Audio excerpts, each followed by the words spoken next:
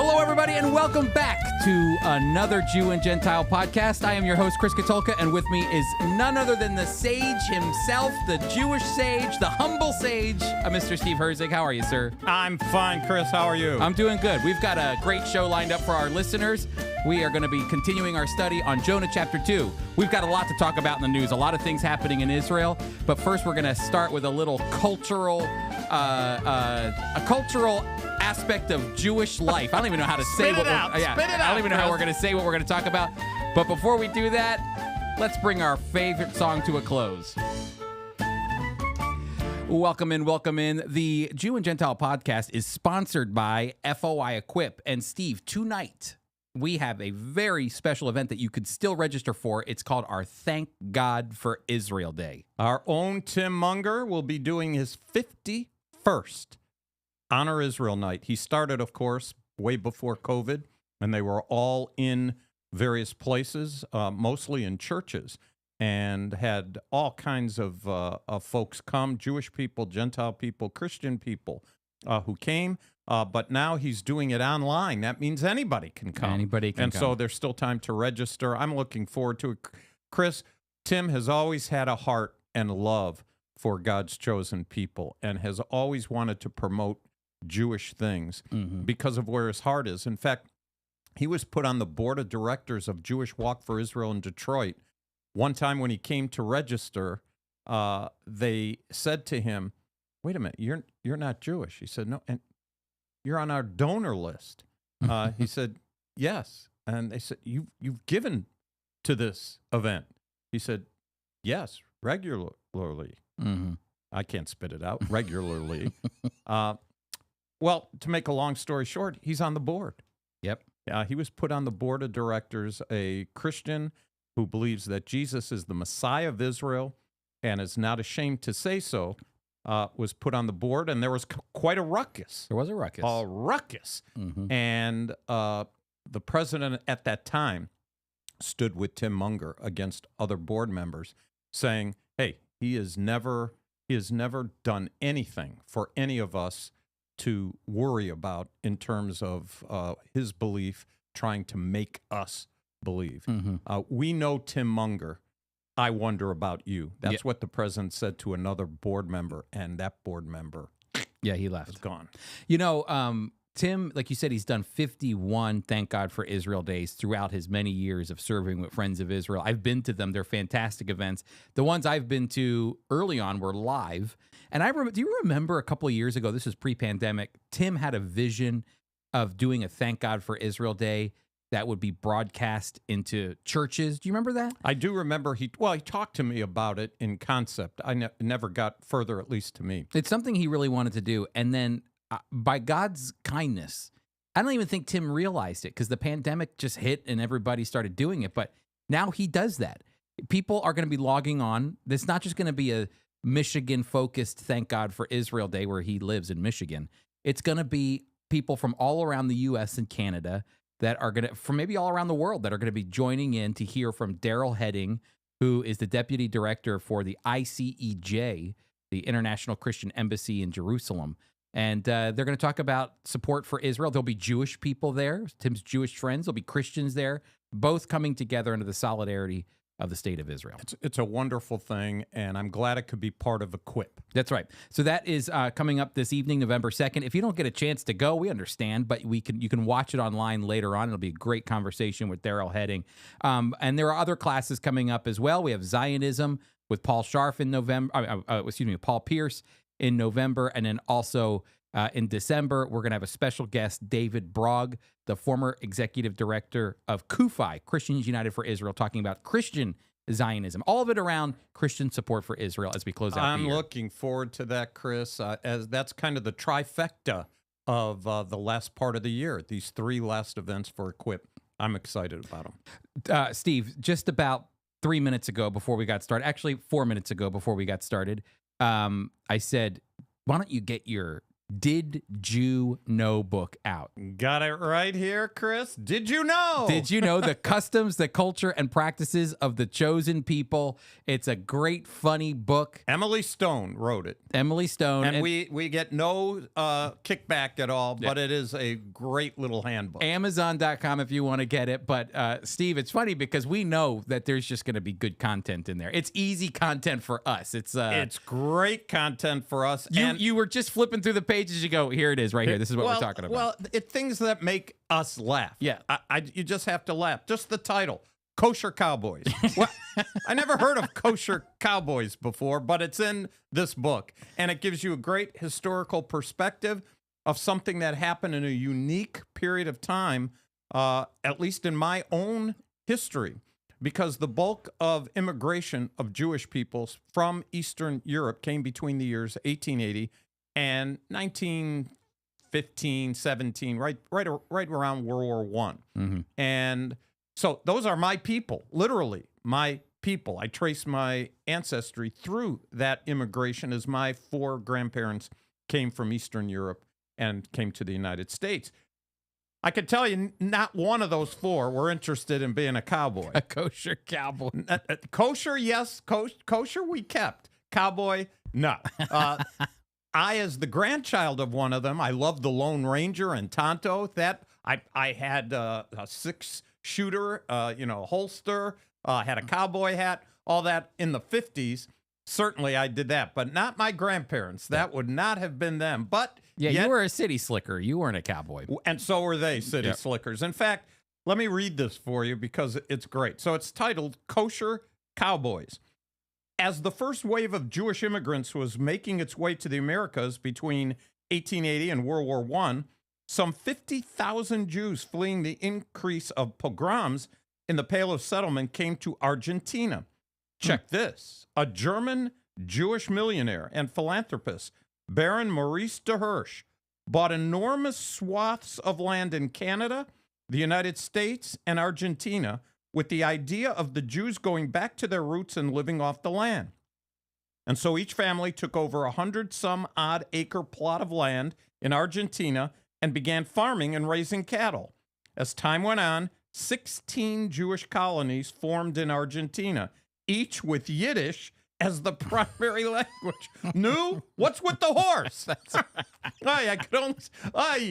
My horse. He threw his hoof and the schlemiel, the schlemazel. The only glitch in this otherwise perfect offer was that the Jews of Eastern Europe were often scholars, not my side.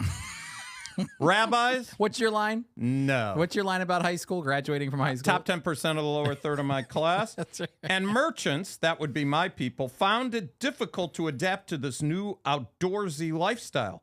Thus, they began opening stores and eventually migrated toward Buenos Aires. Right to the city. Right to the city. These days, the communities have dwindled considerably. But the legend of Gauchos Judios, Jewish cowboys, endures. That is amazing. That's in Did You Know? I'd love to read some of those legends of the Jewish cowboys roaming around on their horses in Argentina. Hey, when I know I went trick-or-treating once as a cowboy, and everybody could just take one look at the nose. I know that's a stereotype. I have my little cowboy hat, my 6-shooter, and a nose out like Pinocchio. Oh, there's a Jewish cowboy. I'm just imagining those cowboys roaming around, trying to catch, their cattle, rope their cattle, and they're saying, "Is anything okay?" I'm sure they were. You think complaining was a part of the cowboy way? Complaining. Oh, the dust, the dirt, the coffee. Let's with the food here. The food stinks here. We're going to the city. We're worried about kosher. I'm worried about eating. Oh, that was good. I'm glad that'd be great. Well, you know what though? It does beg the conversation really quick about the fact that is the history of Jewish people in Argentina, and there's still a very large Jewish population in Buenos Aires today, and we actually have representatives of the Friends of Israel who are actually doctors, physicians, and they provide free medical care to anybody in Buenos Aires, but they're right in the heart of the the Jewish section of Buenos Aires. Well, you know, Chris, all kidding aside, and we do make fun of all this in a good spirit. Mosesville, there's a town called Mosesville just outside of Buenos Aires, and that's not far from where our clinic is. That's right. I remember the days when David Levy worked with the Espinosas to make that happen. And indeed, when he came back, I thought he was joking. They named the town Mosesville. Yeah. So we have Jewish cowboys, kosher cowboys, and where are the Jewish people? Oh, they're in Mosesville. You can't make this stuff up. They were going to they'd ride their horses into Mosesville, tie up their horses. They'd go to the saloon, spit into the thing. That's what I'm envisioning. Walk into the saloon and the bartender says, "So, is anything okay?" That's right. Is anything okay? What are you having? Well, I can't eat any ham. I'll take a hamburger or something like that, But this is important because actually we've learned over the years about the impact that the Lord has in our Argentina clinic for people coming to faith in the Lord Jesus. The Espinosas I believe, a cardiologist, a general practitioner, dermatologist. They train surgeon. They train nurses in Argentina. They do Bible studies, and they say it's always easy because when someone's there for their physical needs, it's always easy to have a conversation about their spiritual needs. So Chris, it's interesting that if you go to Argentina and talk to the people, the first thing you say, "Wait a minute, what? Why would anybody need a clinic in a country that has national health care, right? Don't they? National health care. Except there's one problem. Yes, everybody has a card. Everybody. And everybody has national health care. But nobody is getting care. That's right. The wait to get a doctor, if you called for an appointment, is so long. It's unbelievable. And when they call our clinic, they hear about it. It's run by Friends of Israel. It's free. They have an opportunity to come, and we treat them. And they wonder, what's going on here? How is this possible? What's the shtick? And I'm sure it's asked kind of that way. What is the shtick here? And they have a great opportunity to talk about what indeed our shtick, in a good sense, is all about the Lord Jesus Christ. It's all about the gospel. And you know what? You know who was another person that had a need and was trying to help or should have been helping people with a spiritual need was Jonah. He wasn't trying. He wasn't trying. He was trying to get away. That's right. Exactly. The Assyrians had a spiritual need, just like anybody who needs the Lord. I'm out of here. And God said, "Go to these people. They have a need." And Jonah said, "No, thank you." And he left in the other direction. And that's what we talked about for Jonah chapter 1. So, Steve, why don't we jump into Jonah chapter 2? It's actually written, Jonah chapter 2, the majority of it is written in poetic form. It's poetry, and it's a prayer. As Jonah is in the belly of this great fish, I'm sure we would all be praying, but it's this very, very beautiful prayer that's poetic that comes out of Jonah's mouth as he's sitting there, probably questioning his actions. Well, we did chapter 1, but let me just review just by saying the last two verses, or excuse me, last 3 verses from verse 15. So they picked up Jonah, threw him into the sea, and the sea ceased from its raging. Then the men feared the Lord exceedingly and offered a sacrifice to the Lord. We talked about that last week, Chris, as they who were not God-fearers, believing in one God, they became God-fearers through this testimony, a negative testimony of Jonah, who at least we learned, he told them, "I'm a Hebrew. I fear the Lord, the God of heaven, who made the sea and the dry land." And wouldn't you know it, bada bing, bada boom, they threw him in the water, and they ended up believing. That's right. It's an amazing thing. And then, so he's thrown in the water. The men feared them. And now verse 17. Now the Lord had prepared. Isn't that great? The Lord prepared. They threw him in the water. And while all this was going on, God was behind the scenes getting the marching order of the great fish and preparing that great fish to swallow Jonah. And Jonah was in the belly of the fish for 3 days and 3 nights. And that's when Jonah prayed. Now, you and I were talking. You can ask our listeners, what happened? We don't know. It doesn't say. You're here, and then the fish closes its mouth. he probably, am I dead? Yeah. It's dark. It's all this stuff. I wonder if the fish had indigestion with him, shooting stuff all over the chemicals. Warning, there's an object that's not a fish inside. I can't imagine all this stuff. The noise. What kind of noise? It's quiet, yet you could probably hear indigestion on the part of the fish. It's crazy in there. And he thought, man, what is going on? And then it says, and he said, I cried out to the Lord because of my affliction. Oh God, you don't know the tsuris I'm having here. I am much afflicted. That's the Yiddish. That's the Yiddish Jonah. But you know what? It worked. Yep. Because it said, and he answered me. Yep. So in his affliction, God answered.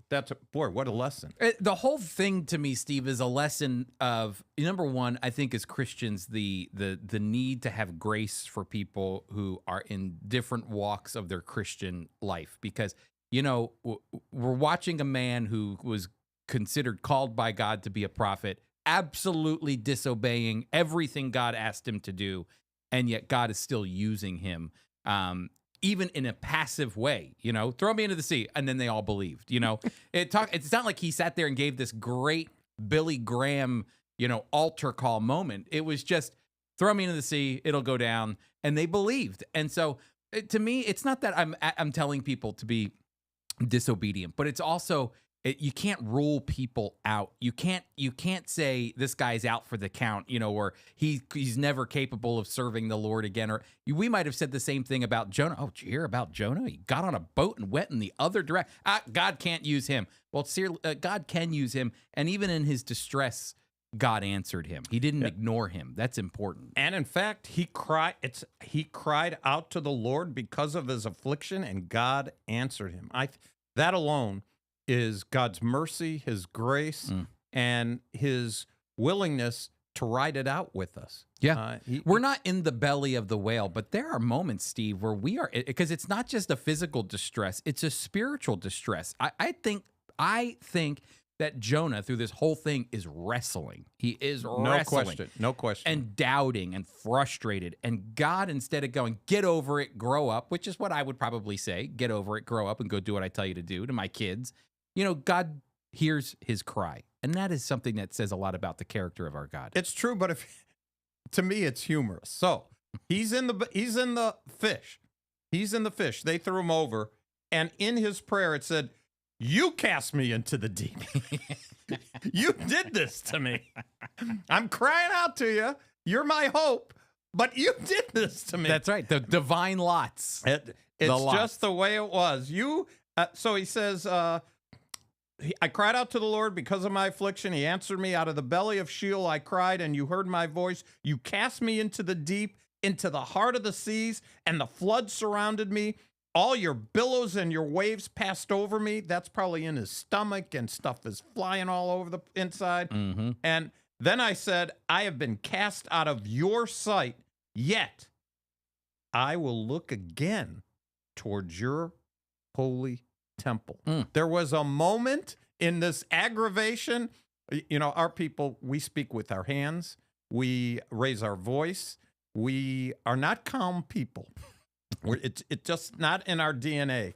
And with all that stuff and all that activity going on, and not knowing what's happening, he still was confident. There was some sort of confidence that I'm going to get through this. I'm going to be back at the temple someday, even though everything is surrounding me, caving in all around me. I was telling you before we got started that I read a Jewish scholar, a Harvard Jewish scholar, John Levinson, on this prayer, and the whole book was about God being a God who can bring the dead back to life.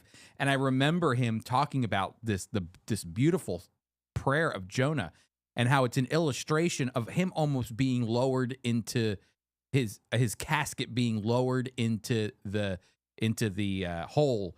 The idea of him dying, and because it almost feels like that. The things are pulling him down. He even says, "I was going into the realm of the dead, that I was being pulled down, and this was it." But even in the midst of him dying, the idea of the waves coming down, things are surrounding him. He's losing his vision. All of these things, things are swept over him. And then it says, like you said, yet I know, even in death, like this idea of dying, I will see your holy temple again. And for me personally, I think he was thinking from I'm going to go back to Jerusalem and I'm going to see your holy temple again. And so, because then at the end there, it says that as all these things were going wrong, it said, to the roots in the mountains I sank down.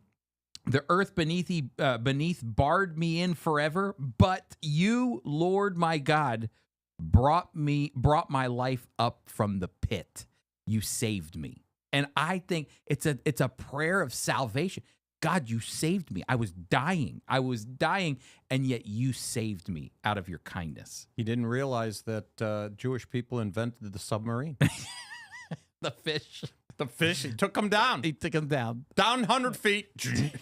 That's right. He's going down. I'm sure he felt every move of that fish. Oh, yeah. The fish had to come up to get it. They throw him in the water. He probably wasn't since God prepared the fish, he probably wasn't that deep when this fish swallowed him. And I'm sure he didn't hang around up at the top. He swam down. He felt like this was it. Yet there was this confidence in the midst of turmoil. And, Chris, I wonder if that's the kind of peace and grace that God gives to people who are in these moments, life and death moments. Maybe a believer in hospice or a person who gets going through a difficult physical thing, and they're for however long they're in bed, not able to move. Only able to think. You wonder, do they feel the same way? And do they have that same confidence? I know we have it available to every believer during that kind of time. This was a serious time for Jonah. Yeah, and it's amazing how one line can change the whole. I mean, the whole thing is dark. You're really dark. It's dark, but then there's that one line, Steve, where I'm gonna see your holy temple. I'm confident of that. And it changes the whole dynamic of the prayer. And it casts it from depths of going into the realm of the dead and all this to life again. L'chaim. And that was the whole point of what John Levinson was saying. He goes, God is the God. The whole Old Testament is about God being the God of life and not death. That God can even bring back to life the dead. And here's a prayer of someone dying, sinking into the depths of the sea, pretty much going, this is it, and yet God delivers. Do you think he thought about his going the opposite direction when God told him to go to a specific place? Do you think he thought about, what did I do? Remember you and I was saying, do you think he knew he was going to die? And in the midst of, you can imagine you're sinking in the water and you're wondering, was this the right decision to make? We have those moments. I bet he definitely was in his head as he's sinking, and that fish that God prepared didn't show up yet. But yeah, for sure, 100%. I wonder. It's just interesting. It's a great story about the great fish and the first submarine. Hey, can I play devil's advocate here for a minute? Because I hear this a lot. What do you say to somebody who goes, "Oh, come on, Steve, a big fish, it eats the guy, he eats Jonah. Come on, I get the story so far, it's nice, but then this fish comes out. It's like the donkey with Balaam and Balak, and now all of a sudden the donkeys. You really believe in talking donkeys? Well, the donkey is one thing, and yes, I believe. I would say yes, I believe it. But this one has actually happened. We can't say we don't know what kind of fish this was. It's a great fish.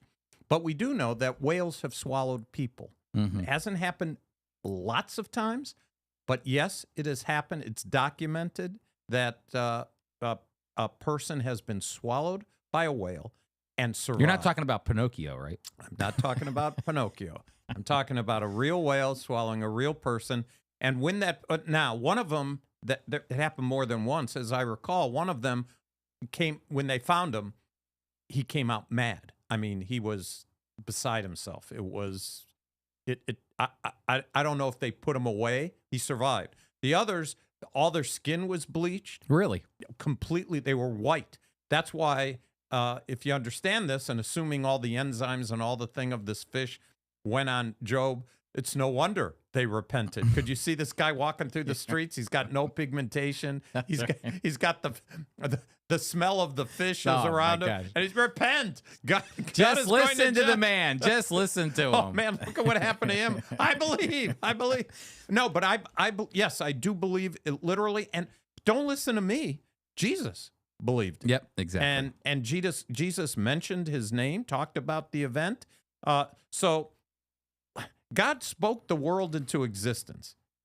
Once you accept that, and I admit that that's a step of faith, as there's opposing views. Is matter eternal or is God eternal? Mm-hmm. I'm going with God myself. But once that's possible, anything's possible for God, not for me or for man, but for God. So yes, I believe that literally happened. You know, I'm glad that you said that too, and I was confident you would say that. But you know, you're going. Whew. I know. Good night. You know, come on, Steve, help me out here. But there's a Facebook group that I follow of a very popular scholar, and it's called I actually can't stand the title of the group, but it's called The Bible for Normal People. Okay, which means I'm abnormal. That's what it means. Okay, but what they do is they try to essentially rob the scriptures of a lot of the miracles that happen and a lot of these portions of what almost seems impossible, like Jonah being in to try to give a normal interpretation, something that would the story means something else, and they're using it as an illustration. That's right. It's not literal. It's not literal. And Jonah, I'm sure they would say, "Oh no, Jonah was a real man, and he maybe disobeyed God, but they fabricated this mythical story around him that involves a whale, or the same thing with the talking donkey."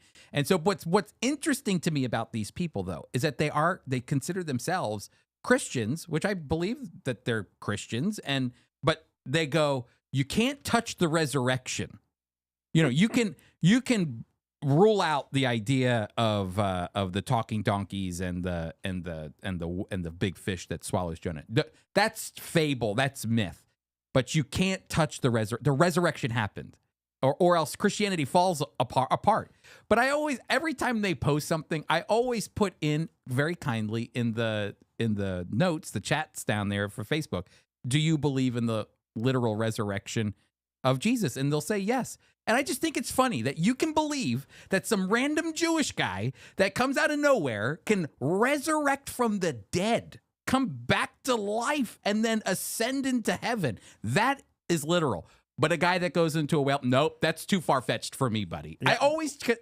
Once you believe in a miracle of God, then you got to believe in all of them. That's right. Otherwise, you can't believe in any of them. Because you're the one determining which one is real and which one isn't, and God's the author of miracles to begin with. But isn't that the most ridiculous? 100%. The reason it gets me is because the idea of Jesus, if you go back in that time, it's not like he was Caesar or some popular person. Jesus was a Jewish guy from Nazareth, and he resurrected from the dead. That is out of the box crazy. If that was anywhere else in the story of the Old Testament, I'm sure they would go, that's a myth. But because it's the core essential part of the Christian faith, if you say it's myth, then all of Christianity falls apart. But you can't have one and the other. Oh no, I agree, Chris. And in the context here of chapter 2, at the end of verse 9 is just 5 words, but 5 very, very important words. Salvation is of the Lord. That's, when Jonah is in that fish, when he thinks he's dying, when all the stuff up and down in the water, it's dark, he doesn't know if he's going to live or die. His hope is to see Jerusalem again. But at the end of his prayer, when he tells God salvation is of the Lord, it said, good. Salvation is of the Lord. Bingo. So the Lord spoke to the fish and vomited Jonah onto dry land. Once he got to the place where he realized, it's all of you, Lord. I made a mistake. Salvation is your hands. That's right. Now you're back to your mission that you wanted to forsake. And the thing that's funny too, if you think about it, is that Nineveh was several hundred miles inland from the Mediterranean. So we're assuming He took the sub. He took the sub, but the fish, dropped him off back probably where he started in Joppa. And so where he left. So it's not like he just dropped him off in Assyria. He dropped him, or in Nineveh. He dropped him off right back there where he started this whole journey. And now he's finally on his way. And the reason you say that is because of chapter 3. That's exactly right. That's right. So, and we'll talk about that next week. But otherwise you say, wait, chapter 2, how do you know that? You got to go to chapter 3 to find that out. That's right. Because chapter 3, I don't want to get into chapter 3, but so far, can I just say this? And I think this is so funny. This entire book is about Jonah. You know, it's so funny that the things, I always read Jonah and think, what are the things I have to get rid of that? What are the things that I focus on? This chapter 1 about Jonah, chapter 2 about Jonah. We haven't even gotten to Jonah's message yet. Why God called him. Everything else is about Jonah's selfishness. You know, this whole book is, but one chapter of 4 chapters is all about Jonah. And I think to myself, Lord, what do I want? If I only have 4 chapters, do I want to spend 3 of them just about me, or would I rather prefer one chapter where you use me and it's all about you? And because this whole thing is just Jonah flees, Jonah's prayer, and it's all about his selfishness, and yet God still uses him. But still, I think, Lord, I don't want to do all that stuff. Just get me right to the point where I'm doing what you asked me to do. Well, we hope that for each one of us. We hope for something like that. But in the culture we live in, the odds are it's all about us. Oh, it's always about us. Yes. So it's Chris, this is great 2 chapters so far. It's been great. Look forward to chapter 3. Jonah, the Jewish cowboy. The Jewish cowboy. Did you know? Did you know? All right, Steve, why don't we move to the news? We've got some big news coming out of Israel. I'm not going to say it's breaking news, Steve, but it's not breaking news, but it is big news. It's big. You know, how big is it that in the last 5 years there's an Israeli election? Yeah. That's not big news. That's not big news. That's common these days. And how much of a comeback has Bibi made? He's like the Rocky of politics. I mean, he's down, but he gets back up. That's right. And at least where we sit right now on this Wednesday afternoon with, at least to our knowledge, about 86% of the vote in and counted. I know that as we're speaking, it's already evening in Israel, but about 86% of the votes tallied. Netanyahu. 86%, but there's about 150,000 mail-in ballots that are waiting to be. No, I'm joking. Yeah, that's next week, Chris, when we talk about our election in the United States. That's right. We'll find out tomorrow morning who's going to win the election. Yeah, I'm joking. That's right. Well, at least according to the BBC and according to Israel, Times of Israel, Likud gained 32 seats. That's Bibi's party. Yesh Atid, the future, as it's called, by Lapid, his got 24. But the other ones, Religious Zionism, National Unity, Shas, United Torah Judaism, those are all very conservative and religious. It's crazy. And so those are going and they're big. They're bigger now. They're getting bigger. Yeah. They are getting bigger. And so they're going to rally around Bibi probably. But the thing about it is there's these 2 ultra-nationalists, very religious. Ben Gvir is one of them. And Bezalel, I don't know if I'm pronouncing it right, Smotrich, yeah. Bezalel Smotrich. Yeah, they are the ones involved in this party. And quite frankly, Chris, they're controversial in the land of Israel. Mm-hmm. The secular Jews, which really are the majority, it's weird because most of Israel's voters are secular, but they're traditionalist and they're conservative because of the security of the country. And so they are trying to constantly put somebody in who will have the best defense and security ideas for Israel. But in order to rule that, they need to have religious parties. And because of the coalition system they have, sometimes called the blackmail way of politics. Because, okay, if you come to me, Bibi will say, and they'll say, what do you give me? And there's different ministries that they can get, education, finance, military, all these different ones, and stuff that relates to going back to the land. And that's a problem because right now, if the folks that are the most conservative religious parties actually want to remove, if you're partially Jewish, you can make Aliyah. Yeah. And that's a controversial That's a big one. thing. That's Yep. a big one. If you have one grandparent, you can go to Israel. Many of the Russian Jewish folks have gotten to Israel and out of trouble in Russia and stuff because of the law of return. So I'm bringing these things up. We don't know what's going to happen. Those are the issues. They haven't been able to solve them through the last several years. And Bibi would tell you, if he was honest, he would say, I don't know if we're going to solve them now. I got to put a coalition together. Yep. You got to get a coalition together. And so they're going to try to put together another one. And if they do, according to the experts, it will be 65 65 seats is crazy. I mean, they haven't had 65 seats in a while. And it's important for our listeners to know, too, is that the Knesset is made up of 120 seats. So whoever has the most seats, which is the combination of various parties, whoever can form the largest coalition is the ruling party, with the prime minister, which would be Benjamin Netanyahu. The funny thing about Israeli politics is you can they voted for Likud, Benjamin Netanyahu's party, to be the party to rule, and 32 seats, that's huge. That's a large amount of seats of 120. So now he gets the chance.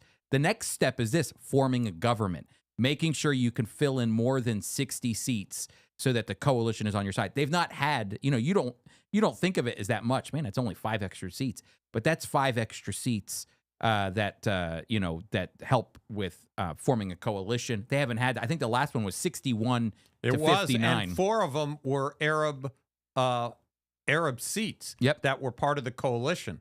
I can guarantee you this: if Bibi's in, there won't be any Arabs part of that coalition. No. They won't want to be a part of that. In fact, with the last government, with the government that's going on right now, that party, Ra'am, which is the Arab party, the more Islamic party, they actually went against their tradition of they like being in the opposition government just to go, no, thank you. Anytime there's we're put forth this bill, no, thank you, we don't want it. But this time to get Netanyahu out, the Arabs said, all right, fine, we'll be a part of your party. And they still said bad things about their own coalition.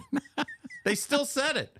So I know. It's just a riot. Can I just add this, though, too, Steve? Meretz, 0 seats. Now, I know that means nothing probably to our listeners, but Meretz is That's a first in a long time. Yeah, Meretz is a very progressive liberal party, and normally they have a say at the table in politics, normally in the opposition, but no seats. That means nobody voted for them, which means they do not go into the Knesset. And look at Labor. Labor Party was the founding, not majority, but had the largest constituents in the birth of Israel. Oh, they dominated. I mean, that history and of the for years. Yeah, that goes back to Ben Gurion. What's her name? Who was the prime minister? What was her name? She's right behind you. Golda Meir. Are we good? The Jew and the Gentile. That's We're right. really good. She Johnny was a on part. the spot. She was a part of the Labor Party. Now they're 4 seats. They're nothing. They're bupkis. And anyway, Labor Party 4 seats is just that. If you know the history of Israel, you say to yourself, "Wow, they're not even a voice. You don't even read about in international paper or international news. You don't read much about the Labor Party, and they were for decades." So much apart. Well, but it's because Israel's not a socialist country like it was in the early years, which is what the Labor Party pushed. That's right.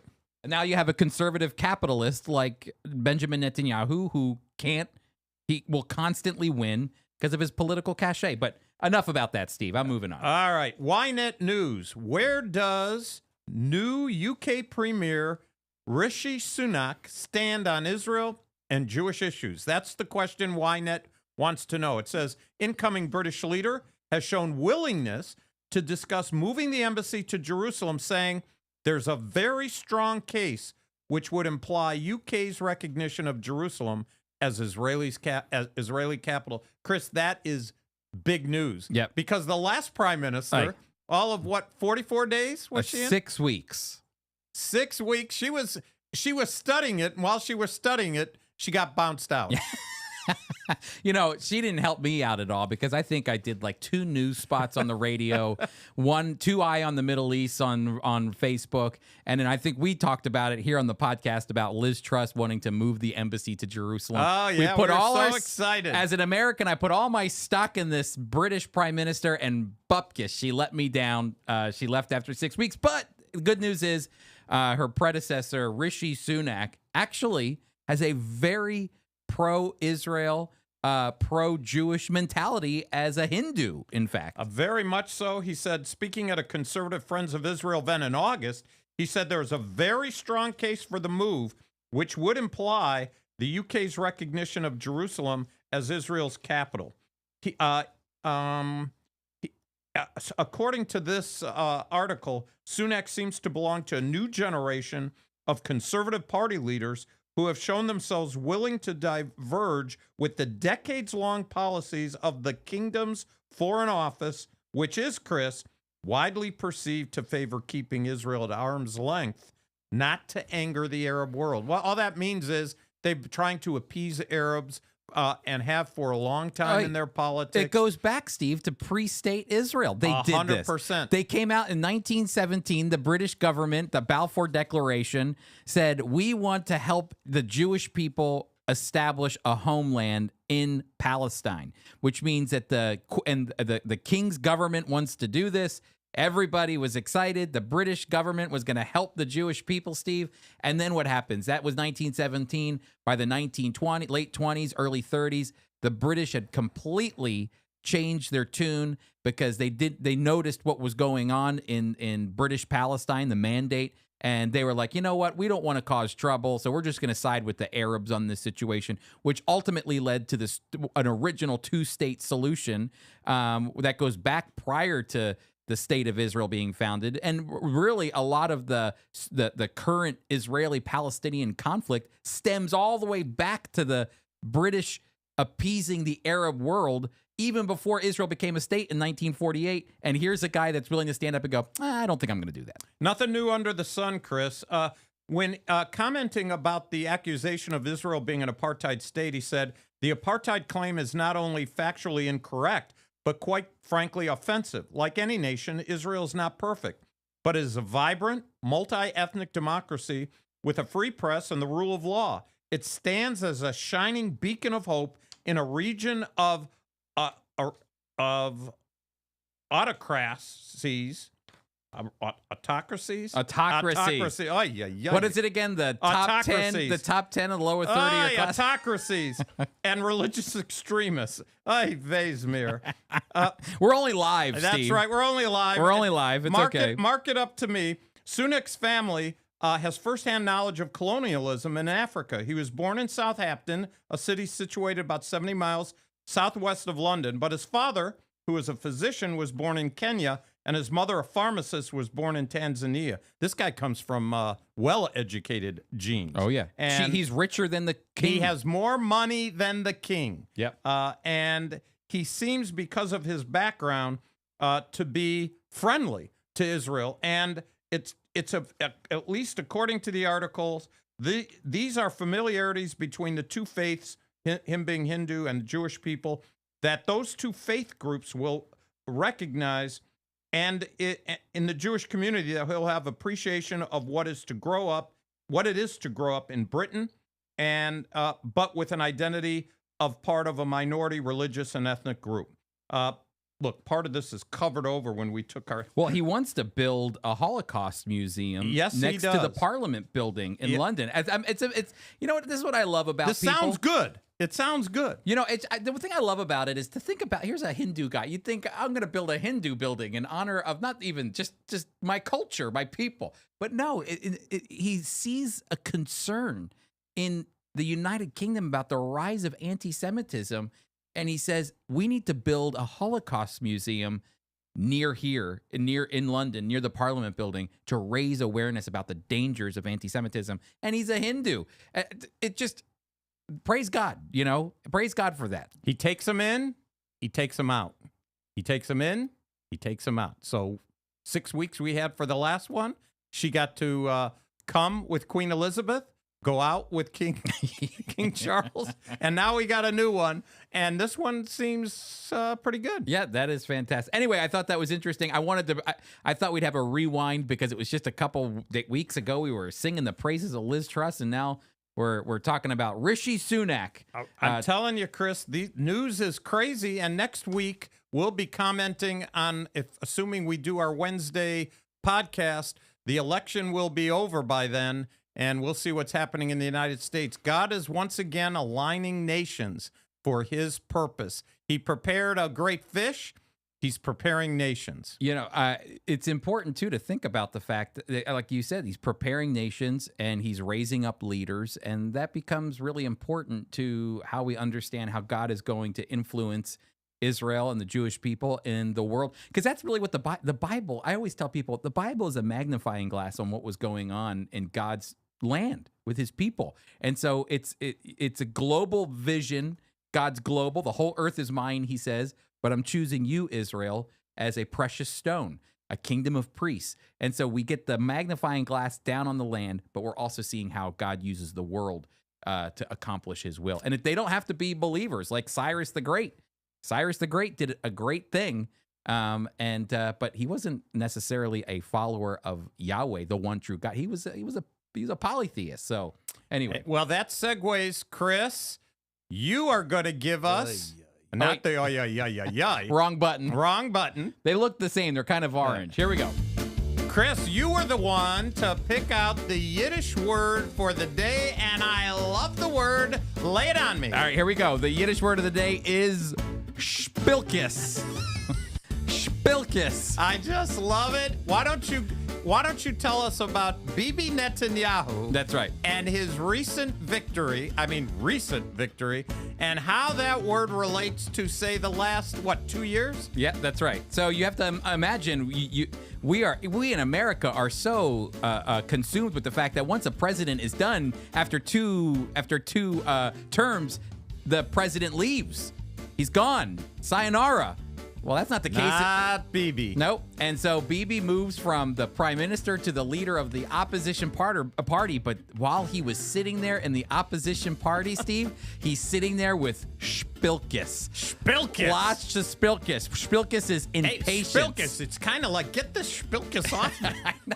It's kind of, what does Shpilkes mean, Chris? Shpilkes is impatience, restlessness. I'm sure every time Naftali Bennett said a word, Shpilkes ran through Netanyahu. I'm sure the moment that the Yesh Atid party took over, and what was his name? Lapid. Yair Lapid started talking. Oh, you got the Shpilkes. I got to get this guy out of here. And look, now Mazel Tov to Benjamin Netanyahu. From Shpilkes to Mazel Tov. That's right. No more impatience, but I'm sure he had that as he was sitting there. So say that word one more time, Chris. Shpilkes. And you know what, Steve? Can we make it spiritual? Hey, we should have Shpilkes. We should be impatient. We should be restless for the coming of the Lord. Waiting for his return with much Shpilkes. With all the Shpilkes we can muster up. Okay, everybody, that's our Yiddish word of the day. Thank you so much. Shpilkish it is. And let me just say this.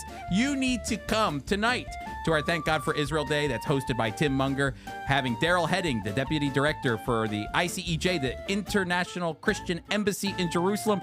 I have Shpilkes waiting for this event. I've got Shpilkes all over the place. Get the Shpilkes off me. There's other things to be Shpilkes about. We've got other events that you can sign up for by going to FOIEquip.org. We want to thank all of our listeners for being a part of FOI Equip, for going to our website, for registering. If you want to be a part of our mailing list, just go to FOIEquip.org. There you can sign up. We'll send you insights as to what's going on, classes you can sign up for, and you can even listen to Steve, the Jew and Gentile podcast. Yeah. That's right. Hey, Shpilkes, everybody. We'll see you next week.